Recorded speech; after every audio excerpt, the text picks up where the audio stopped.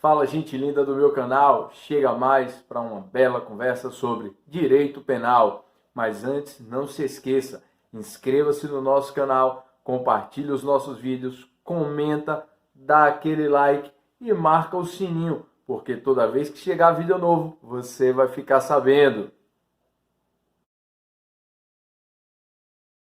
No meu canal, chegou a hora de falar do crime de injúria previsto no artigo 140 do Código Penal. Certamente você já se deparou com alguma situação, seja no Facebook, seja no Twitter, seja no Instagram. Às vezes as pessoas começam a interagir, começam a conversar e de repente aquela conversa, aquele debate começa a tomar um encaminhamento não muito feliz, não muito ordeiro, vamos dizer assim. E de repente, o que se verifica é que as pessoas começam a trocar ofensas, tá bom? Quando nós falamos do crime de injúria, você encontrará exatamente nesse cenário, nesse ambiente, muitas situações em que o crime de injúria já estará configurado. Você já deve ter ouvido falar também de bullying.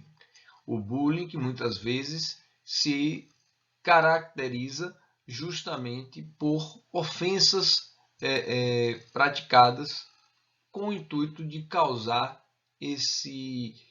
essa afetação do sentimento de autoestima da pessoa, a afetação da honra subjetiva.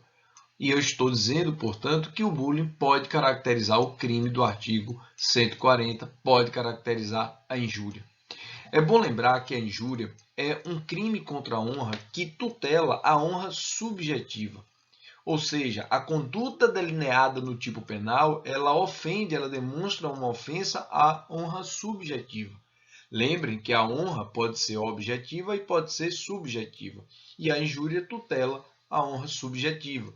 Ou seja, trata aqui da autoestima. Nós estamos analisando aqui não mais fatos. Observe que no crime de calúnia, no crime de difamação, nós tínhamos fatos imputados a uma pessoa. Aqui não. O que eu tenho é a atribuição de uma qualidade negativa à vítima do crime de injúria. Portanto, eu quero que você venha comigo agora conhecer o tipo penal. E o tipo penal, descrito no 140, está assim disposto: injuriar alguém, ofendendo-lhe a dignidade ou o decoro. O professor Kleber Masson, ao tratar dos crimes contra a honra, nos faz uma introdução muito interessante para dizer que a honra, que se divide em honra objetiva e subjetiva, e a honra tratada como honra subjetiva, ela pode ser estudada como honra dignidade, como você pode verificar aqui, ó, honra dignidade e honra decoro, tá bom? A honra dignidade se refere exatamente aos atributos de natureza moral. É quando você fala que uma pessoa é desonesta, como é exatamente o exemplo do professor Kleber Masson.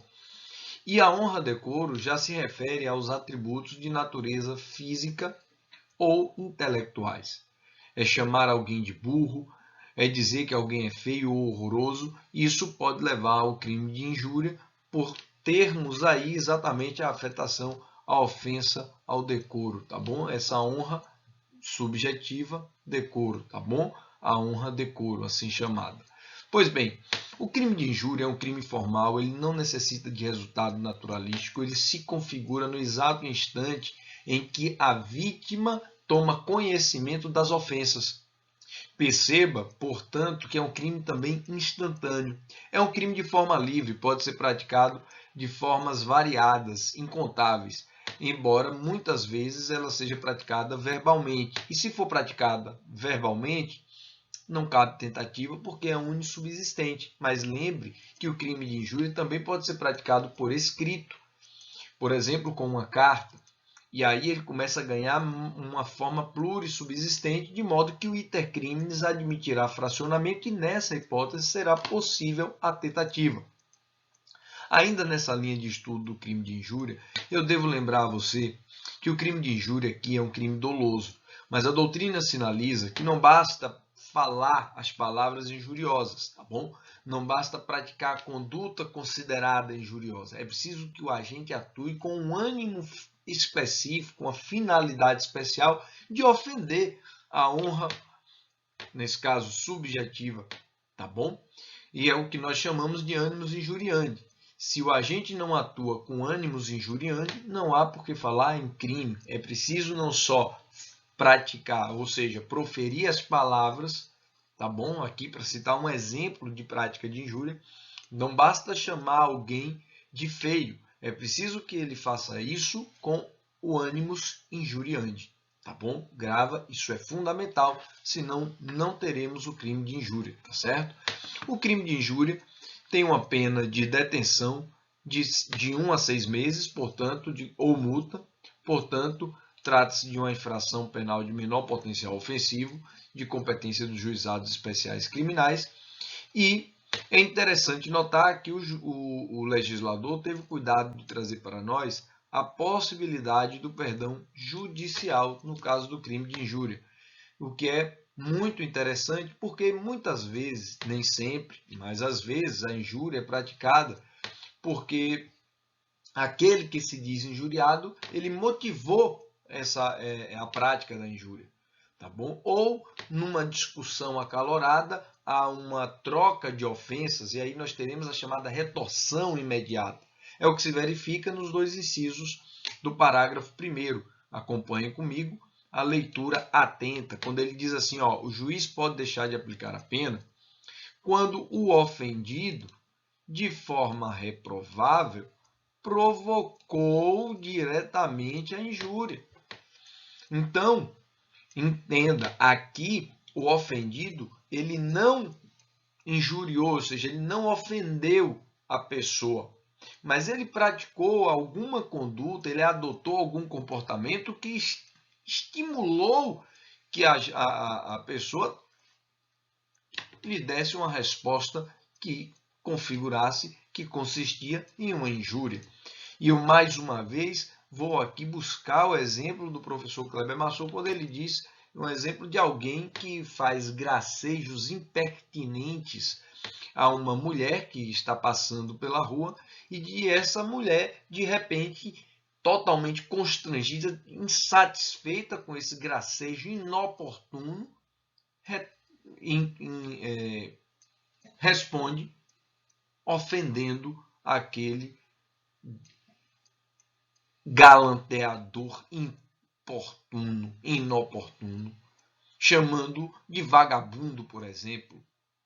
E aí, nesse caso, o que é que nós temos, senhores? Temos sim a figura do crime de injúria, porém o juiz pode deixar de aplicar a pena porque aquele que se diz injuriado, ele, de maneira reprovável, provocou diretamente a injúria.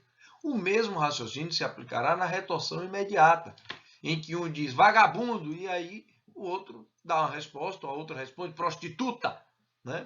E aí, ó, retorção imediata. Vagabundo, prostituta, ou seja, o que é que nós temos? É o que a doutrina chama de legítima defesa anômala. Eu tenho uma retorção imediata. Então, nesse caso, o juiz pode deixar de aplicar a pena.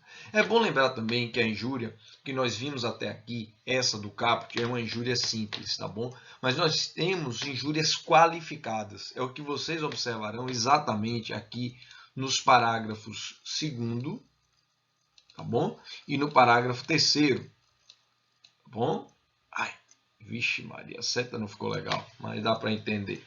Pois bem, o que é que eu verifico aqui? Eu tenho uma chamada injúria real, no parágrafo 2º, que é quando a injúria consiste em violência ou vias de fato, lesões corporais, contravenção penal. As vias de fato é uma manifestação, um comportamento que agride, entre aspas, mas menos gravemente, né? Até porque é uma contravenção penal, que por sua natureza ou pelo meio empregado, venha a se considerem aviltantes, humilhantes. O que eu tenho aqui? Eu tenho uma figura qualificada de injúria, é a chamada injúria real.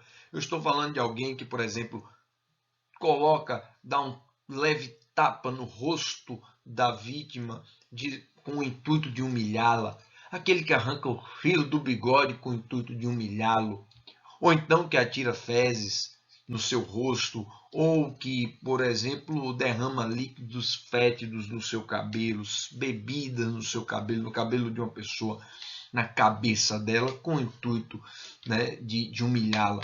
Injúria real é o que temos aqui, com a pena de detenção de 3 meses a 1 ano e multa, além da pena correspondente à violência, tá bom?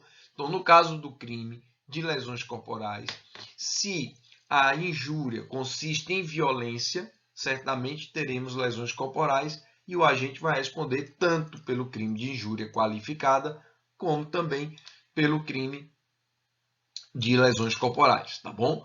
E na sequência, para fechar aqui o crime de injúria, nós temos a injúria racial, tá bom? Trazida no parágrafo 3º, que é quando a injúria consiste na utilização de elementos referentes à raça, cor, etnia, religião, origem ou a condição de pessoa idosa ou portadora de deficiência. Acompanhe comigo aqui. A injúria racial é uma injúria qualificada por essas circunstâncias delineadas no parágrafo 3º, com a pena de reclusão de 1 a 3 anos e multa. Eu quero destacar para vocês que a doutrina, pelo menos tradicionalmente olhando, verificando, nós vamos colher que injúria racial é diferente de racismo. Na injúria racial, eu tenho aqui uma vítima determinada e eu tenho a utilização desses elementos como meios para se chegar à conduta ofensiva, vamos dizer assim. E o racismo já é diferente porque é uma coisa mais generalizada, tá bom? Essa é uma perspectiva para que você tenha uma diferenciação. Porém, eu devo lembrar a você que o Supremo Tribunal Federal, em julgado recente, se você visitar o site do Supremo Tribunal Federal, você encontrará julgados ampliando esta concepção para dizer que injúria racial se enquadra na noção de racismo e, portanto, inclusive é imprescritível, tá bom? É muito importante que você fique atento para isso. O STF tem julgado tratando a injúria racial como racismo e, por isso, taxando de imprescritível, tá bom? Grave isso, isso também é muito importante. Com isso, nós finalizamos o estudo do delito de injúria. E não se esqueça de se inscrever no nosso canal, compartilhar os nossos vídeos, comentar, dar aquele like e marcar o sininho, porque toda vez que chegar vídeo novo, você vai ficar sabendo.